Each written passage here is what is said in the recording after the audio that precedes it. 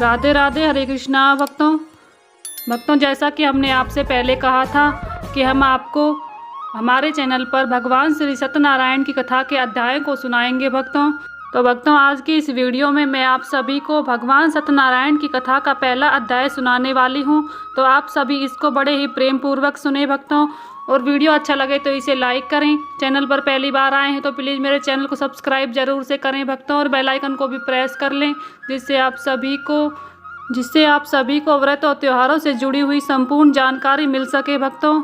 तो आइए भक्तों शुरू करते हैं। बोलिए श्री सत्यनारायण भगवान की जय। तो भक्तों शास्त्रों में बताया गया है कि सत्यनारायण व्रत कथा का पाठ करने से व्यक्ति को 1000 यज्ञ करने के बराबर पुण्य फलों की प्राप्ति होती है। सत्यनारायण भगवान व्रत कथा में भगवान विष्णु के साथ स्वरूप के बारे में बताया गया है। इस व्रत का पाठ करने से घर में सुख समृद्धि का वास होता है और भगवान विष्णु की कृपा हमेशा उस व्यक्ति पर बनी रहती है भक्तों।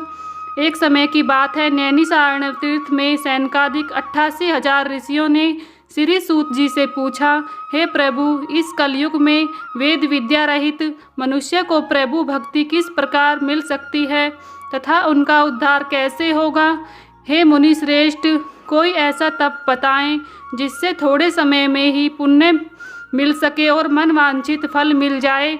इस प्रकार की कथा सुनने की हम सब इच्छा रखते हैं। सर्वशास्त्रों के ज्ञाता सूत जी बोले, हे वैष्णवों में पूज्य, आप सभी ने प्राणियों के हित के बात पूछी है, इसलिए मैं आप सभी को एक ऐसे सर्वश्रेष्ठ व्रत को आप लोगों को बताऊंगा जिससे नारद जी ने लक्ष्मी नारायण जी से पूछा था। लक्ष्मीपति ने मुनिश्रेष्ठ नारद जी से कहा था, आप सभी से ध्यानपूर्वक सुनिएगा।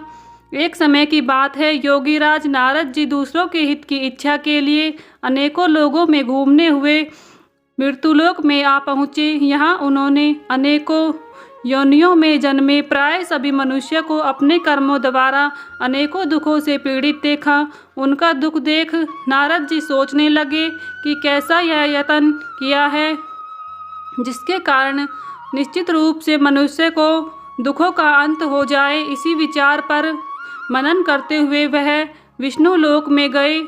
वहाँ वह देवों के ईश नारायण की स्तुति करने लगे, जिनके हाथों में शंख चक्र गदा और पद्मा थे, गले में वर्णमाला पहने हुए थे। स्तुति करते हुए नारद जी बोले, हे भगवान, आप अत्यंत शक्ति से संपन्न हैं, मन तथा वाणी भी आपको नहीं पा सकती है। आपका आदि मध्य तथा अंत नहीं है। निर्गुण स्वरूप सृष्टि के कारण भक्तों के दुख को दूर करने वाले हैं। आपको मेरा नमस्कार है।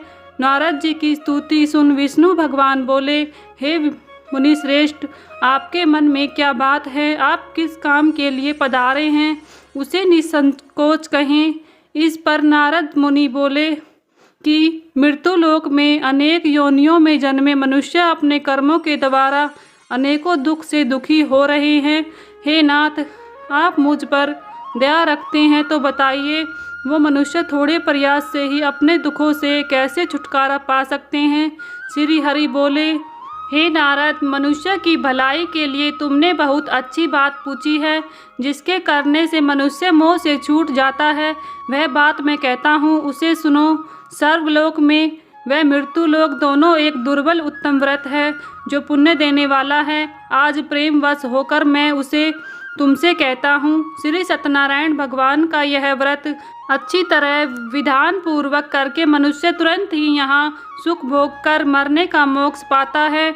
श्री हरि के वचन सुन नारद जी बोले कि उस व्रत का फल क्या है और उसका विधान क्या है। यह व्रत किसने किया था, इस व्रत को किस दिन करना चाहिए, सभी कुछ विस्तार से बताइए।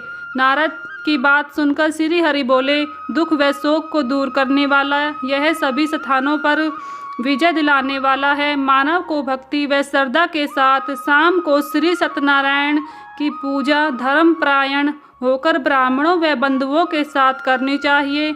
भक्ति भाव से ही नैवेद्य केले का फल, घी, दूध और गेहूं का आटा सवाया लेकर गेहूं के स्थान पर साठी का आटा, शक्कर तथा गुड़ लेकर वह सभी भक्षण योग्य पदार्थों को मिलाकर भगवान का भोग लगाएं, ब्राह्मणों सहित बंधु बांधवों को भी भोजन कराएं। उसके बाद स्वयं भोजन करें।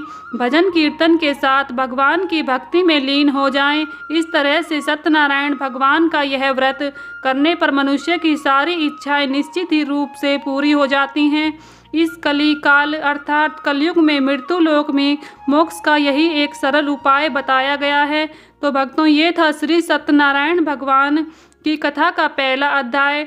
तो बोलिए श्री सत्यनारायण भगवान की जय। तो भक्तों, नेक्स्ट वीडियो में मैं आप सभी को भगवान श्री सत्यनारायण की व्रत की कथा का दूसरा अध्याय बड़े ही प्रेम पूर्वक सुनाऊंगी। भक्तों, अगर आप सभी को भगवान श्री सत्यनारायण की कथा का यह पहला अध्याय अच्छा लगा हो तो प्लीज़ वीडियो को लाइक करें, और चैनल पर पहली बार आए हैं तो प्लीज़ मेरे चैनल को ज़रूर से सब्सक्राइब कर लें भक्तों, और बेल आइकन को भी प्रेस कर लें, जिससे आप सभी को व्रत त्योहारों से जुड़ी हुई संपूर्ण जानकारी मिल सके भक्तों।